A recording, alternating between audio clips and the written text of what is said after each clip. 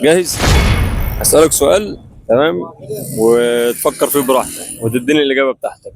ماشي؟ ما هي السورة التي تسمى بقلب القرآن؟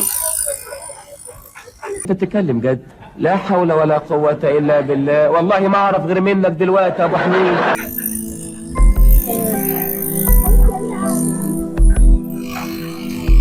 طب سنة كام؟ 5. 5 ابتدائي؟ والدك ده؟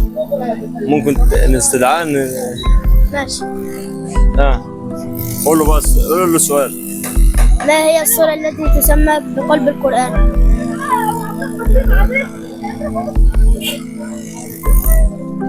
نسيها سورة كده بس نسيتها. طب قول له بابا كده سورة ايه؟ الو لي الو خش. أنا فاكر إن هي الإنسان بس غلط. ياسين. ها؟ ياسين. ياسين؟ ياسين صح ولا غلط؟ ماشي صح. صح؟ والله؟